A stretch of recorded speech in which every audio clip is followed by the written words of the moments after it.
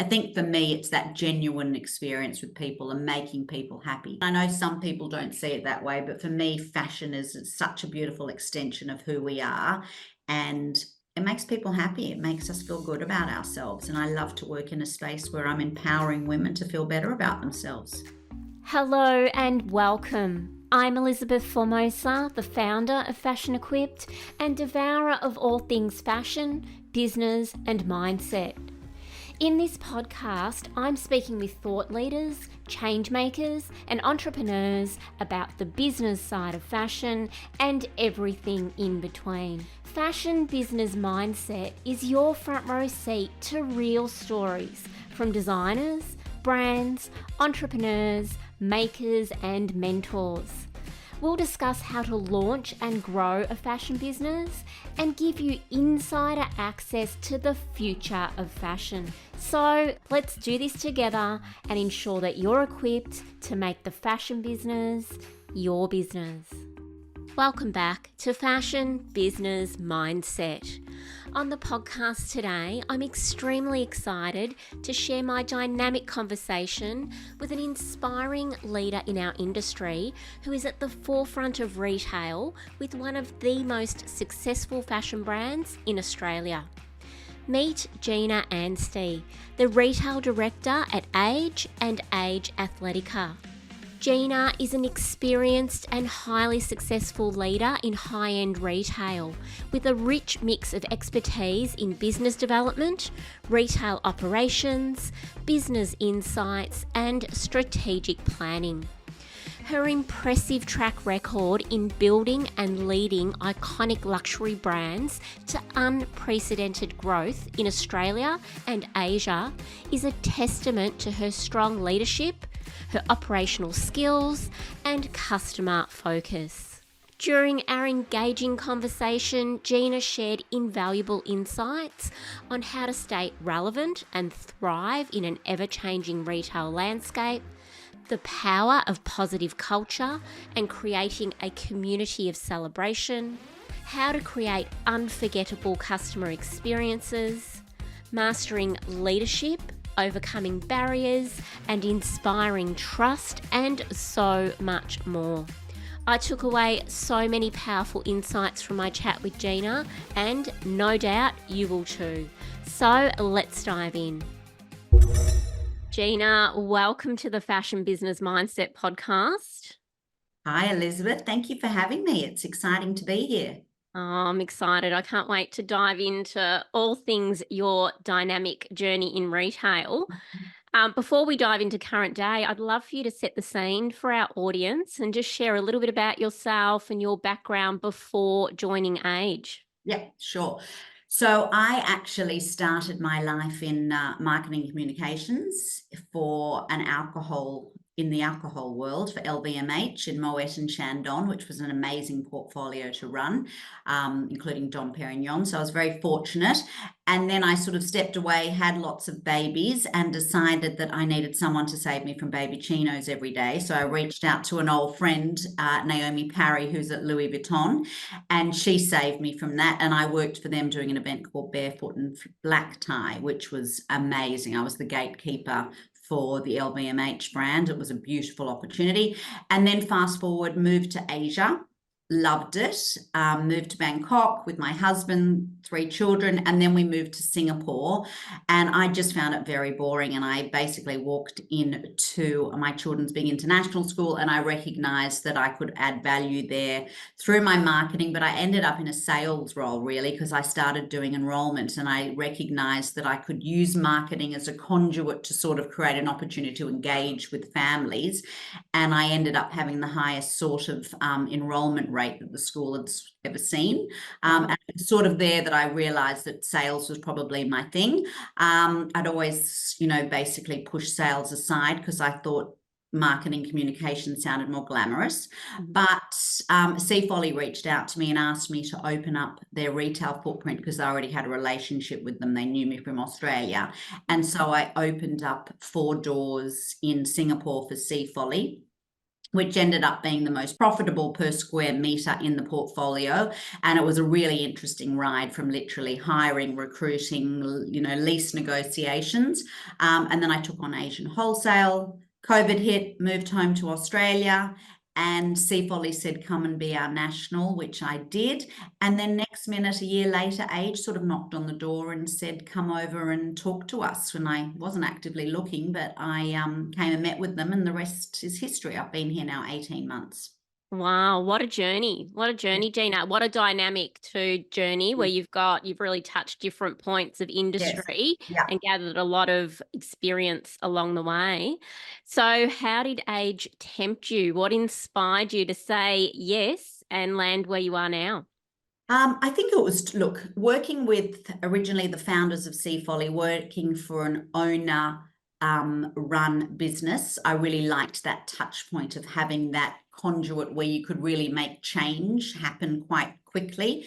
And I stayed on and worked for the new private equity firm, and that was a very steep learning curve, and one I wanted to experience, but I recognized it probably wasn't necessarily where I felt the most comfortable. So when AJE tapped me on the shoulder and I met with the owner and CEO, Adrian, I think pretty much I swallowed the Kool-Aid from the minute I met him. He's really charming, and I loved everything he stood for. And I think I just thought it was a golden opportunity to be able to be in a company where literally the CEO and owner is there. So you can make quick decisions, and it didn't need to go through a bureaucratic board. And I like the idea. Love it. Well, it's an iconic Australian brand, and Yes. you are the director of retail. I mean, there's no better place to be, I think, in the industry, because I'm sure there's lots of twists and turns. There would never be a dull moment, and I'd love to take the pulse on retail with you shortly. But Mm-hmm. before we do that, can you share with everyone what your role entails? What's the day in the life of Gina like? So I mean, I always, whenever my friends say, what do you actually do? I literally say, I walk around like a politician going, I believe in you. You can do this, kissing babies, shaking hands. I do a lot of leading by example, getting out into the sales team, being customer facing, understanding the challenges for the retail team.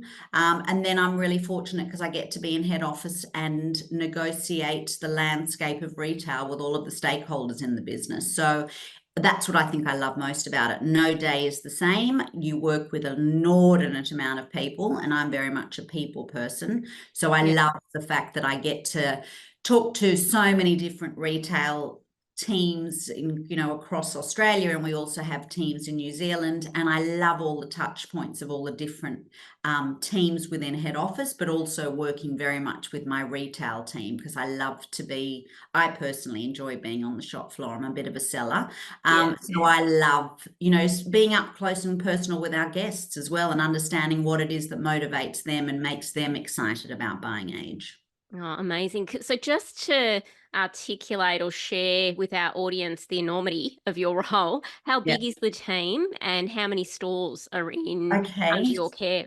So we have 48 stores in the portfolio, and then I would say we have about 500 retail team, and that would, ebb and flow, of course, between peak when we have Christmas and Black Friday, and that, obviously we really lift up at those times. But during the year, it's somewhere between 400 to 500 within the team.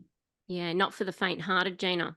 No, you've got to be Teflon. I keep saying you've got to be Teflon. You just got to let it wash over you, because there are lots of challenges. And clearly, I'm not Gen Z, but I work with a lot of Gen Z. So I've really learned the art of diplomacy and patience. And I just learned to be very, as I say, I don't let things upset me. I just take it. Things change daily, and you just got to roll with the punches. Yeah, yeah. Well, I'd love to touch on your leadership style. How would you describe your leadership style? How has it evolved over the journey, and how have you fine-tuned your skills as a leader in the retail space? I guess what I always do is I like to listen. So I like to go into the stores and first of all meet everybody. I'm a big people person. So I like to think that I go in and I treat the casuals in the same way I would treat my CEO. So I always create a bond, and I'll walk in and go hi and chat to people. And, I'll always remember one thing about them, so that next time I go back in, they're always shocked if I say, how's your uni degree going? You're studying nursing, aren't you? So I make it a point of knowing the people. But I also am very much very dedicated to retail. I personally am a hype person. So when I go into the store, I like to bring an energy to the store, and I like my team to sort of know that I'm here to work alongside them. I don't walk into the store and just observe. I'm very much tools down. I get in, I serve, I style.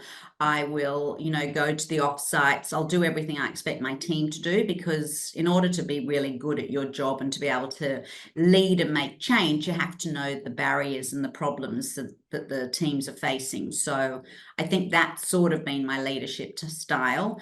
And then I'm very focused on making sure that if I say I'm going to do something, I actually follow it through. So I feel as though my team trust me, and they know that if I say I'm going to get back to you on that I do. And I have very open door policy. So I'm on a WhatsApp group with all of my store leaders. So we text and message daily, and I send, oh my God, this store's achieving 22% to the, within 5 hours still of trade. So I'm very, very across everything.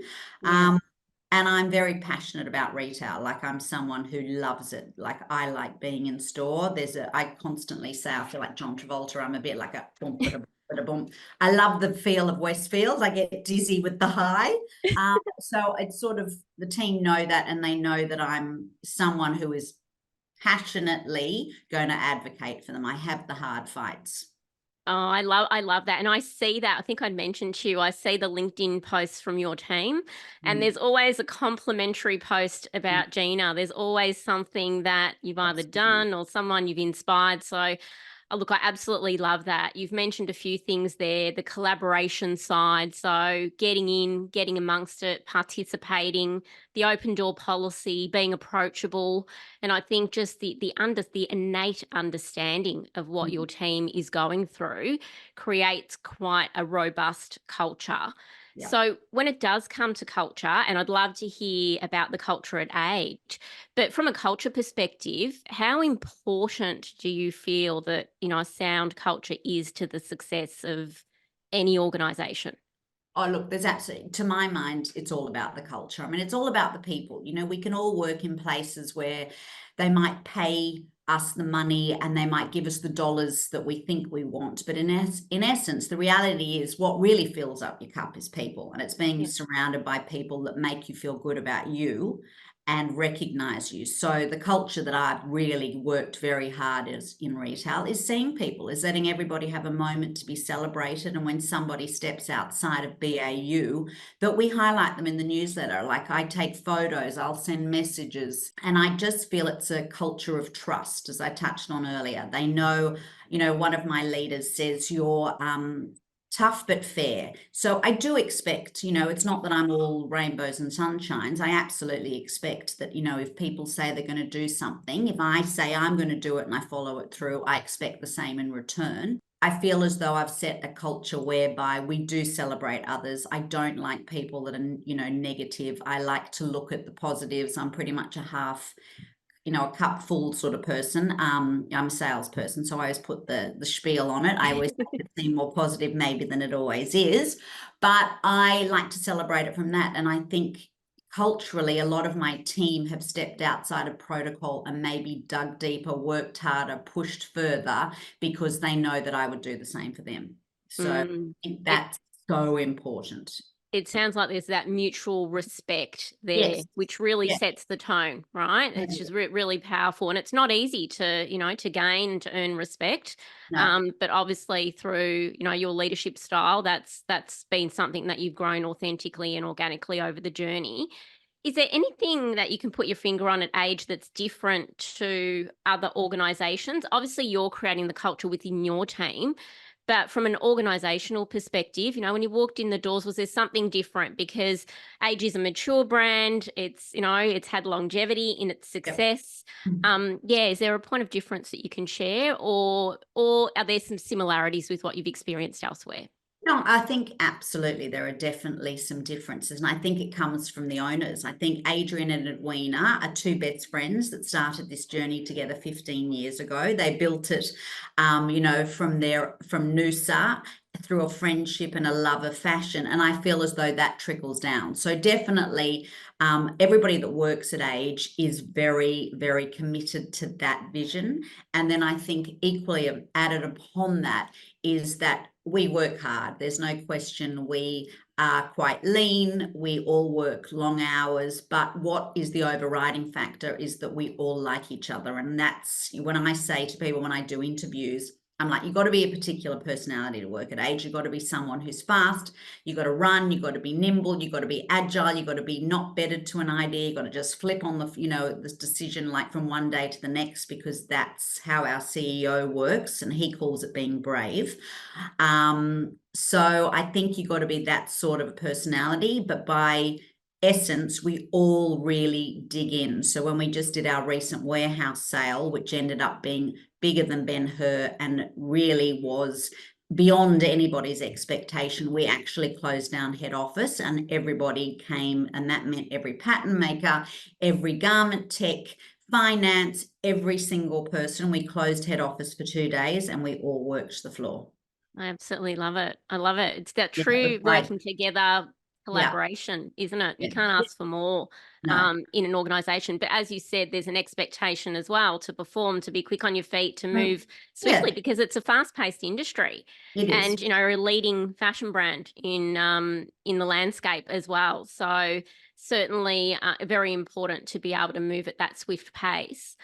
Now, speaking of swift paces, you couldn't get closer to the front line of retail than you are on a daily Mhm. basis. Yeah. So we'd love to hear what's happening at retail at the moment. Gina, I'd love to talk about noteworthy shifts in the industry. But if you were to take the pulse on retail at the moment, what would your diagnosis be? Look, I think definitely post-COVID, I feel as though clearly before COVID, everybody was very much bedded. People were shopping a lot online. And when I first came into Age, I felt like, it was time for us to really take back retail. And that was because we all wanted to get back out into stores. We wanted to be touched. We wanted to be seen. We wanted to be styled. And I feel like that has most definitely been the case. I think we all got a little bit sick of the post office and standing in queues to return things. Yeah. So now, most definitely, there's been a significant turn back to retail, but now we have to continue to provide an even bigger, better service. And by that, I mean, we've got to really focus now on customer service, because our guests are very savvy. They look around, they know what's out there. And so from our point of view now in a retail, I say to my team, we have to be dream makers and we have to be very focused on making sure that what marketing is delivering in terms of that dream, because people come to Age because they want to wear a dress for their daughter's first birthday, the christening, and that's going to really stick in their mind, and they have thought and considered and really coveted this piece. So it's up to us to deliver that. And I think that's where that shift has happened in retail. It really has to be about customer service. It has to go about offering that extra mile. Yes, you have to be a beautiful dress and you have to make people feel beautiful in the clothes. But I think people today have much, maybe a little bit more measured about where they're going to spend their bucket of money. Yeah. And so if you can develop a loyalty, a relationship, we're focusing a lot on our very important customers. We call them the very important customers. And that is developing that relationship with them and trust, like we talked about from a team point of view. There's nothing worse than walking into a store and they saying, oh, that looks amazing on you, when definitively it does not. It's about developing that sense of trust and relationship. And that to me is very much about that customer journey and ensuring from the minute someone arrives, you understand what brings them in, what they're shopping for, and really look to provide service that speaks to that, so that customers walk away feeling really seen and valued. So I'd love to dive a little bit deeper there about the customer connection. So I love what you've shared, being the dream makers and calling your customers guests. Absolutely love that, because that sets the scene for the relationship straight away. It shifts the dynamic.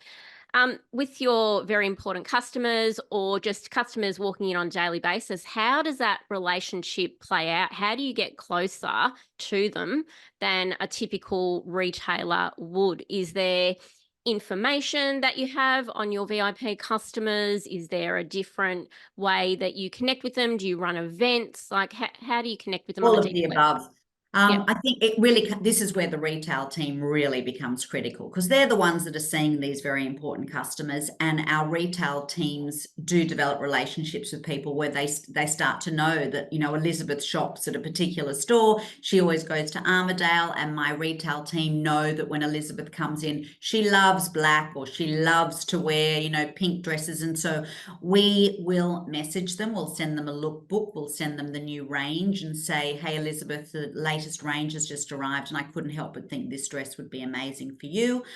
We often put it on our own selves. Like, my team will actually make little videos where they will put the dresses on and send it to our very important customers, because it's so much easier to see a garment seen on a real life person that you actually know, or that you know might be similar body shape to your own. And then we step outside of normal business. And if you're, for example, a customer that we know well and we already have a relationship, very happy to curate a range for you and deliver it to your house and bring it to you so that you can try it on at home, and then we'll pick it up and take it back and process the sale over the phone. Or we will you know, offer to do some sort of adjustment or alteration. You know, we're always looking at different ways. We know that you like oat latte and you're coming in and you've sent us a message, we'll make sure the team will have the oat latte waiting for you. We look at lots of different ways to really develop that relationship, but in a genuine way. And so many of our very important customers now really have amazing relationships with our retail team, built on trust, that they know that when they say this is going to look amazing on you,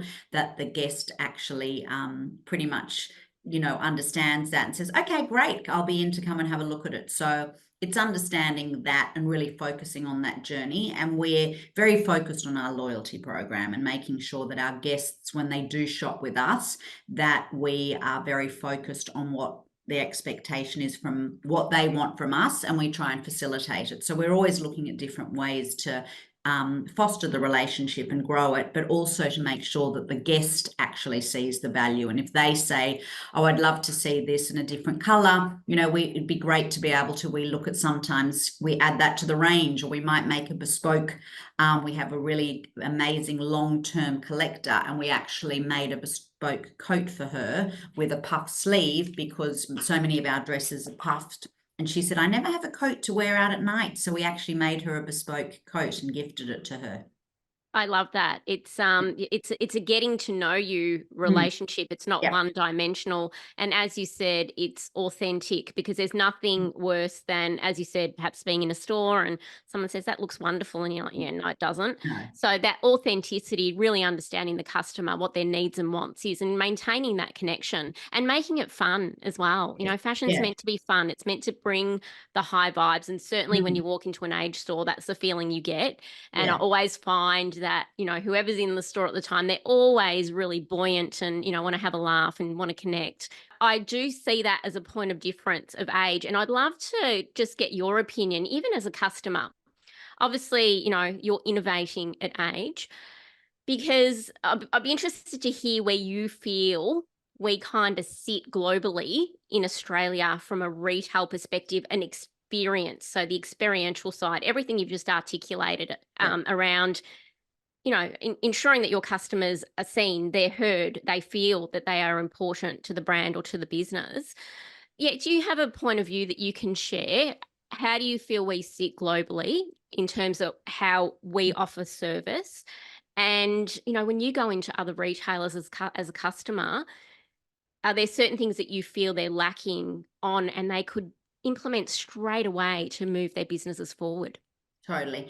I mean, first of all, just to touch on, I think having lived in Asia for 14 years, I really recognized how impressive Australian fashion is, because in Asia, they either have that very shiny luxury end of Louis Vuitton and Chanel, or they have H&M. There was no sort of middle ground. And what I think Australia does exceptionally well is we have that beautiful offering in a sort of ready to wear, more premium fashion. Like we have some, Age is clearly up there, but, we also have some other really fantastic in Scanlon and Theodore and Vic and Woods and Zimmerman, Jack and Jack. There's so many amazing Australian designers. And so I personally, I don't know whether I'm brainwashed, but I love the Australian aesthetic.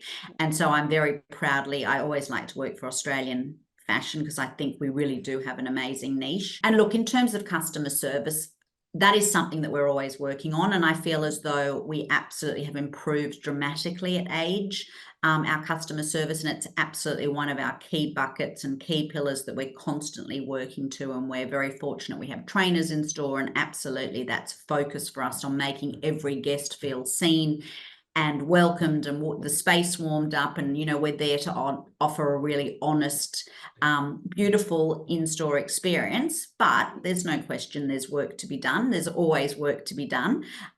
So we're always looking at opportunities of how we can improve our in-store experience. And so we look to, sometimes some of those really high-end international brands, obviously they deliver absolutely the most perfect customer service. When you walk into Dior, you're literally greeted by the man at the front door, and then he passes you over to Sarah, who says, "Oh, Gina, welcome, and can I get you a bottle of water?" You know how it is. And it's literally this handheld, beautiful experience. Yeah.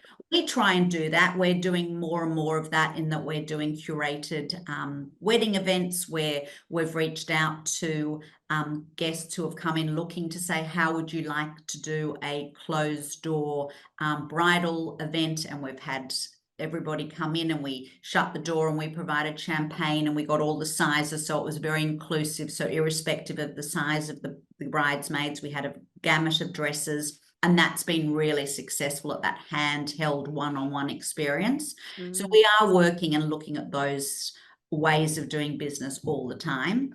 So we definitely look to overseas. There's no question. I'm going overseas in a few weeks. And that's one thing I always do, is I go into all of the retail stores, because I'm very lucky that I get to combine my work and my favorite hobby, shopping. So I do go in and look at our competitors, and I'm always taking notes, and I'm thinking. And then when I go into other stores in Australia, sometimes I walk in and I think, wow, that was, a really impressive experience. Mostly in restaurants. I often find you have amazing customer experience in restaurants in Sydney, which is where I live. But often I go into stores and I literally want to walk out and just think, because I'm maybe not in their age bracket that they think that I'm going to be a relevant guest, that they don't even acknowledge me. And that really annoys me and triggers me. And I think, well, big mistake, because I might have spent some serious money, but I'm leaving now. I know, it's the old Pretty Woman line, isn't it? Big mistake. Totally. Big mistake. I experienced it myself, and that's why I was really interested in your point of view, because I think that there's, we can always, every business owner can improve. Yes. There's always improvements that we can make. Nobody's perfect, but no. I do see like a big gap. There's still a lot of improvement, which is, if you're a retailer and you're tuning in, it's a good news story, because you can improve. There are things you can implement pretty swiftly to go to the next level and continue to elevate. No question. Based on what you're sharing, Gina, in terms of elevating at AJE, so you've mentioned a few things. So you're going overseas, you're obviously in and out of retailers, you're getting inspiration right there at the coalface of retail. You mentioned training. So it sounds like you've got a robust training program in place for your team. Is there collaboration as well within the team? I'm sure the team is offering feedback, and you're bringing your feedback from your research. So is there a collaboration on, again, elevating new initiatives that you can implement and continually evolving in the space? Constantly. We're always looking at ways. I mean, you can never just sit back and think, oh, we've done it. You've got to constantly looking at what you could be doing bigger and better. So we're always looking at it and reviewing it. We even have dedicated resources to look at how we can develop our loyalty program, how we can, provide more interesting in-store experiences for our very important customers. Our marketing team support us on that. So we're constantly looking at different ways to improve, to make everybody feel more special and more seen in store. Yeah, so important. How important is it to keep your team buoyant and vibrant? We were chatting before we started recording about a mutual friend, Tori Archbold, who connected us. So thank you, Tori, if you tune in. Mm-hmm. But Tori is all about mindset, personal empowerment, stepping into your power and really owning your space. And I would imagine that's very important from a retail perspective when you are dealing with your guests. Are you having professionals come in to help your team with mindset and not just sales skills, but also mindset and really fine tuning their abilities there? Absolutely. We just so when you touched on guests, we actually call our stores homes because we want our leadership team to feel prideful about their home, and that so when you enter it, I expect that, I always say to my team, this is your home, this is your space, so it should feel a reflection on you. So that's, something that we're very considered around. And then in terms of giving back to the retail team, we do season briefings, which is when we bring all of our leadership team to head office and we give back to them. And so I'm always very focused on coming up with a guest speaker that will actually give them value. So talking about Tori, she was one of our guest speakers last time, where I had her speak about self-belief is your superpower, because I wanted the team to recognize that, we can't stand out the front of the store saying roll up, but we can start looking at how we can do and engage with our guests more effectively so that we do see an increase in our sales, which is ultimately what salespeople are there to do. So that was something that I provided for the team, and we gave them each her book, and we also gave everybody some lavender because she likes to talk about lavender oil, that standing in the shower and having a moment to really center. So we're always looking at ways to give back to the team. We also had another guest speaker who came in and talked about Jo Gaines, who's from a tech background. She came in to share with us about consumer behavior, which the team really resonated with, because she talked about how everybody looks at spending differently and what they consider when they walk into a store and how they like to be treated, and the gamut of all of those different emotions. So we're always looking at ways to give back to the retail team. So important to empower the team with this knowledge and these skills and help them to keep buoyant as well. Because when you're in the retail environment, there's a lot going on in the world at the moment. So not every customer coming in is going to be, perhaps feeling super happy, but you want them to be walking out certainly higher vibe than when they walked in. Yes, absolutely. The other thing that I think is really important is that we very much focus on career retailers, because a lot of people feel as though retail is just sort of like a stopgap measure. And that's not the case. There are lots of people, like being a retailer actually has an amazing skill set. They're juggling a million balls, they're, leadership, they're people and culture, they're looking after finance. There's so many aspects to retail. You've got the people, experience side, where you're having to deal with all these different guests that have lots of emotions, as you touched on. And so I feel as though retail is one of those careers that people often don't appreciate comes with as much gravitas as is required to run a really successful door. Yeah, I would agree. And that was one of my questions. What advice would you give to those who are considering a career in retail? Because as you rightly said, it seems to be, one of those careers that's seen as transient, not long term. So, yeah, what advice would you share with those tuning in? Well, I would actually say that, if you want a career which is dynamic and different day in, day out, where there's a beat and there's a pace and it's fun, and that's what I love. We're very fortunate. We drop new ranges every 2 weeks. So to be at the pulse of high fashion every 2 weeks, to get to touch and be part of all this beautiful, fashion is delicious as far as I'm concerned. But then you do, as I touched on before, you have that real gamut of experience. You do get to understand and work alongside a whole different talent skill set of people. You get to have finance experience. You actually have to work with spreadsheets and understand your P&Ls to make sure that you're profitable. We use lots of apps to really garner and support the way we run the business. You have to have experience with the merch planning team who manage the buy for the stores. You work with the visual merchandise team because the store has to look and reflect the brand DNA. There's so many aspects benefits to working in retail that I think actually makes for a real, like some of my team, like just say I couldn't be anywhere else, because I just find that I love being in a store where every single day something different happens and it's exciting. Oh, no doubt. Well, you've just articulated a very dynamic, Mm, career path. So yeah. maybe for our listeners, outside of, getting to be store manager, what from a career path or a progression perspective is available post being a store manager in an organisation like Age, for example? We're very passionate. One of my key pillars that I really am focused on is making sure that we retain our team. And so not everybody wants to stay on the shop floor, and I understand that it's not for everyone. So we're very focused on being able to take people that we know, casuals that have a skill set and they've articulated that they have a passion to get into a different part of the business. So we have casual in Melbourne. Her name's Millie Watson. She started as literally university holiday cover. Then she ended up working in our David Jones pad. Then she started as a pre-IC at Chadstone. Now she's assistant store manager. I have a girl called Alison who I happened to bump into today, who used to be the assistant store manager in Paddington. I moved her to store manager Bondi, and she's now working in our atelier as part of our tech design team. So we have lots. In fact, my right-hand side, Grace McLeod, who sits next to me, I plucked her out of our Pack Fair boutique. She was a store manager with a commerce degree, and she now is our VIC executive who sits and partners with me day in, day out, and has moved to Sydney. So we've got lots of stories like that, a lot. So many opportunities. So certainly not one dimensional in the No, retail absolutely not. space. No, we'll do whatever it takes to keep the people within the Yeah. company. And it's So yeah, exciting. It's exciting for your team knowing that very, there's that yeah. progression plan available to them within the organisation. Yeah, Amazing. we make that a focus. Love it.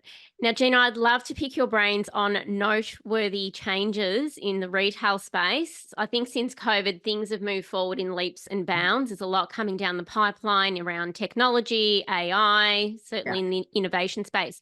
What do you see as the most noteworthy changes and trends that are happening in retail?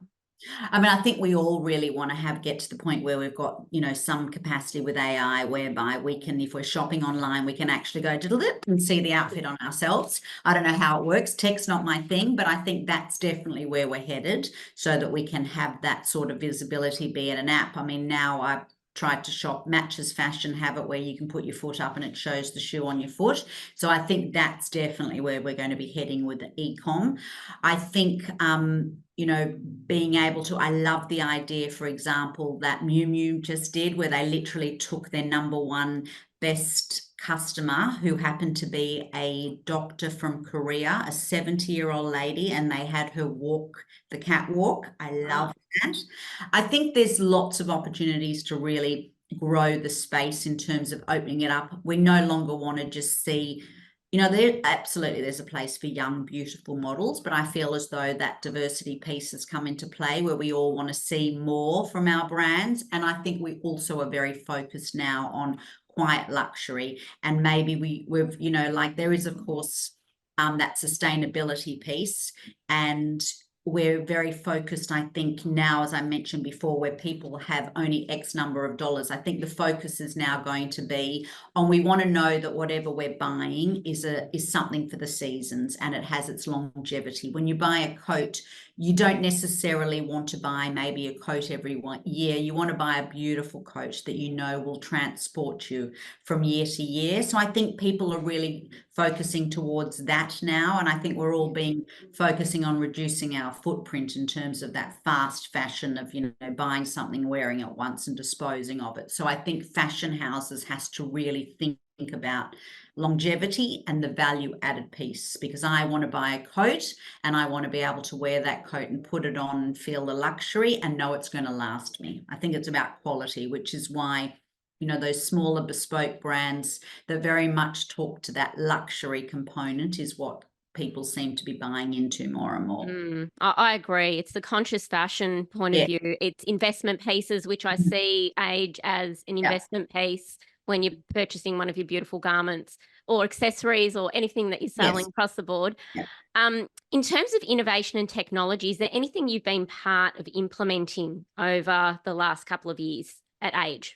Oh, well, look, we're constantly trying to do more with our e-com, where we're having more interactive shopping experiences where there's cross-platform, because we've got a couple of brands. So being able to have one basket across a number of brands. We've been very focused on having WhatsApping and using all of the tools that are available to us in terms of, when I said about lookbooks, sending them via the phone, messaging, making, basically taking the information to our end user however they best want to receive it. So Yeah. looking at what they want as opposed to what we want, and delivering to their expectation is where we're constantly looking at. Yeah, it makes sense. Reverse engineer it based Yeah. on what the market wants and what's Yeah. going to be most meaningful to them. Yeah, Um, absolutely. Gina, I'd love to hear from you based on everything you've experienced in your career so far. What do you see is the key to longevity and success in the fashion retail space? In order to grow and to continue in it, you have to always recognize that you have something to learn. I think anybody that thinks, I've been there, done that, I've been doing this for 30 years, I think you're dead in the water. I think you have to be constantly recognizing that there's things to learn. And I constantly listen to I sit around girls that are all in their 20s. So I listen and I ask, and I constantly think, what do you think? And how do you like it? And I think that's a really important part to keep yourself relevant. Obviously, I come with gravitas and experience, but I need to also be listening to the up and coming. I think that's really important. And I also think you just got to be someone who is able to make change and not be bedded. I think people that are really bedded to an idea and say, well, I've done that and it's worked, and not willing to give something else a chance or a try, I think that's when you also become irrelevant. So I'm very conscious of being open to change, as much as sometimes change is hard. We flip a store sometimes, we literally say, I think this store needs to have this brand in it, we'll do it and happen in a couple of weeks. And I think if you're the sort of person that goes, oh my God, we need to strategize that and think about that and really consider it, there is a place for that, of course. But I think in order to continue to grow, you've got to just be keeping up with the pace of today, and you've got to be relevant. I couldn't agree more. Relevance is so important. Are there any tips that you could share with our audience on how to remain relevant? You've mentioned a few things. You're traveling overseas. You've obviously got, external, perhaps advisors. What could, retailers out there, perhaps in independent retailers tuning in, they're thinking, how do I do this? Where do I get this information from, apart from being at the coalface of retail on a daily basis? Yeah, you've got to go and look at your competitors. I think, don't be just looking in your own house. I think that's really important. So I happen to be very lucky and live in Paddington. So I go most Saturdays and walk around the stores. And it's not even that I'm not buying, but I go into the stores and I look at how they're doing things. And I'll often say, if I do buy something, what POS do you use? And I'll ask a question and say, oh, is that good to you? Like, I constantly am looking. And looking at what our competitors do. I'm also walking into stores and saying to the shop assistants that if there's someone in there that particularly I find fabulous and charming, I'm like, are you looking for a new job? Do you want to come and work for AJE? I think it's that. I think you have to be constantly looking and seeing what else is going out there. I also try as much as I can on Instagram to follow stylists and taste makers, and I follow Business of Fashion, and listen to podcasts like yours and Tori's, to be at the coalface, to understand what our competitors are doing. I mean, it's really hard. And then I've got 3 children who are in their 20s, so they of course educate me on how to be cooler than I am. And I'm surrounded by very young fabulous girls that work in fashion, so I often look to them, and they're so fabulous. They'll often send me little messages to say, Gina, you need to have this jacket, or you need to get these shoes. So I'm very fortunate. I've got all these stylists around me, and I'm very open to it all. Yeah. I think that's the key. You can't be closed, and you've got to be open to recognizing that new is good. Yeah, I think that that's the million dollar kind of answer there. It's you have to be open, and Mm. sitting behind a screen is just not going to cut it. No, So, as you said, getting out to retail, it's like, the old kind of traditional way of doing your market research. It's pounding the pavement, speaking to people. You'd be surprised what a shop assistant or the store manager will share, like just through an authentic conversation. And just observing what customers are doing as well, foot traffic, it's a whole host of, I guess, intel that you gather just being out amongst it. But as you said, being open to embracing, I guess, the newness and the change and suggestions that are coming your way as well. And yeah, it's a dynamic space, and there's always something to learn, always something new to implement. So I think that's a good thing in the retail space. It's constantly moving forward, and it's not stagnant, right? You're never short of an idea. totally. Another thing that we do that I think that's fantastic is we get the stores to send us an end of day read every day. And in that we have missed opportunities, something that a customer has asked for that we haven't been able to provide. And then I feed that back to our designers so that we can, if there's been a missed opportunity, we can look at how we can fix that moving forward. We can add it to the range.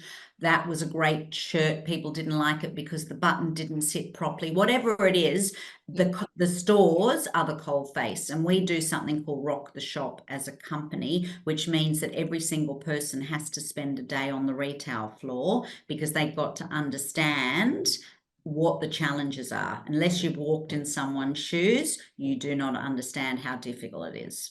I love it. Rock the shop. There you go, Rock. everyone. You can Yeah. embrace that. Rock the shop. So that's another good idea. That's a really good idea. Yeah. Now, Gina, we've got just a little insight in the short time that we've been together that your role is extremely dynamic. You're working at a very high level on the daily. So, no doubt there are a lot of demands that come with that. I'd love for you to share with our audience any rituals or routines or support systems that you have in place that allow you to fine tune anything around mindset and well-being and operate optimally. Mm. Look, I think I've got to improve on this, but I have recently improved this year, and I'm trying to get a much better work-life balance. I've sort of promised to my husband and family. So I used to come home and get on my phone and be looking at all the end of day reads, and I still do. But I really now, when I walk in the door, I make a purposeful decision to leave my laptop in the car and go upstairs and have dinner and really focus on the family. And then I might, if I have to, get onto the computer later. But I've also started training with at a sweaty old man's gym, lifting weights, because apparently it's good for me. And, I do walk, and I do, try and have time, and I, spend a lot of time with my family and children and take time out. But I'm lucky because I get to, combine work with my the joy of getting to shop. So I'm constantly telling my husband that I'm just doing competitive analysis. So Get your get your I'm steps up. fortunate. Get your Yeah, steps up out totally. at retail. Totally. My Paddington team hate it because they know, well, they don't, they've gotten used to it now, but they know every Saturday, Sunday, I'm going to be walking past. Hi. And I pop in my exercise gear. But yeah, I'm always out there having a look. So I do spend time out of work as well. Yeah, I love it. So important, and some great insights for those tuning in. There's not a time that I go to Chadston where I'm not doing 12 to 15,000 steps. So I say Yeah, the same thing to my husband. I'm just going to work out. totally agreed. And it's actually surprising how quick it happens too. Yeah, You get easy. lost in the retail therapy, and before you know it, you're getting super fit. Totally. Much easier than doing steps around the park. Yeah, totally. Now, Jenny, you've shared a lot in regards to retail insights. So before we go into our final question, I just want to Yep. sneak another one in there. I'd say that there'd be a lot of, brands and businesses tuning in right now, retailers, brands, that whether they've got an e-commerce business or a physical presence at retail, that are doing it tough right now. So we know that there's a lot that are riding the waves. There's a lot of doom and gloom, but there's also a lot of optimism because there are still opportunities. There are always opportunities. But for those perhaps who are feeling a little bit low around the retail space at the moment, are there any words of wisdom that you would share with them to get through a time like this? When you're not doing well, you've got to go back to base, and you've got to have a look at your product.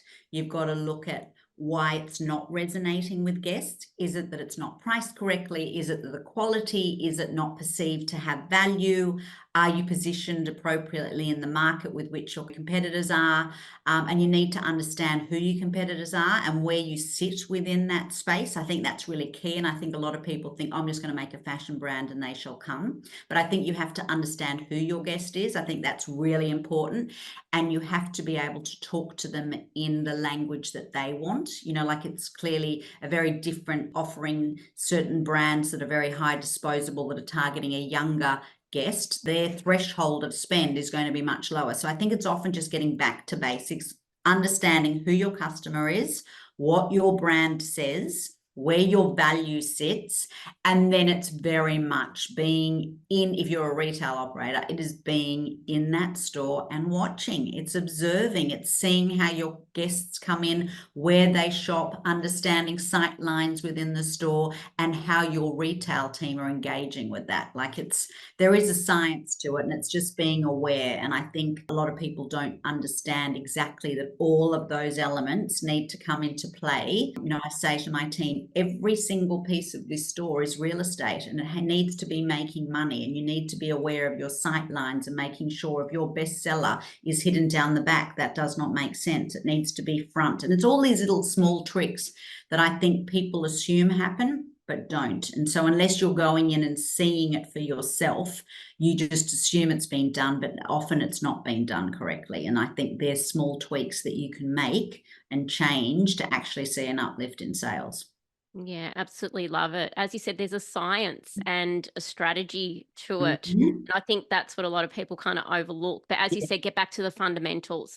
So many amazing insights there. Thank you so much for sharing. Now, in closing, Gina, I'd love for you to share what excites you most about the future of the fashion industry. I love fashion. I just love seeing all the exciting, whatever new is coming up. I get very motivated and excited by thinking, oh my God, we need to be all wearing mulberry this season. I just think I love the fact that fashion is an armor and it makes people feel happy. And I love the fact that I can work with a woman in a store and she might come in and not be feeling much love for herself. And we get her into that frock that she feels $1 million.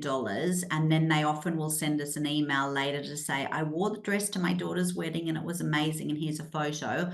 I think for me, it's that genuine experience with people and making people happy. I know some people don't see it that way, but for me, fashion is such a beautiful extension of who we are. And it makes people happy. It makes us feel good about ourselves. And I love to work in a space where I'm empowering women to feel better about themselves. Oh, I love it. I agree. It can be transformational. It really Mm, can. And I'm sure you see that on the shop mm, floor every day. yeah, And we all need a little bit of fun in our lives, true. don't we? Yeah. So I absolutely love what you've shared there. Gina, thank you for sharing your journey in retail with us today. Thank you for sharing some insights into AJE and the amazing work that this iconic Australian brand is doing. We are in awe with everything that AJE does. And yeah, it was just great to hear your story today. Thank you for joining me. Oh, thank you so much for having me. It was fun. Loved talking about age. It's such a great place to work. So thanks for giving me this opportunity. Thanks, Gina. Thank you so much for listening to the Fashion Business Mindset podcast. We'd love to keep connected. You can find us on Instagram and Facebook at Fashion Equipped. Head to our website, fashionequipped.com.au. If you've enjoyed this episode, please share this podcast with others, hit subscribe, leave us a rating and review. Let's do this together. Let's make the fashion business your business. This is a Guide Your Light network production, creating podcasts with purpose.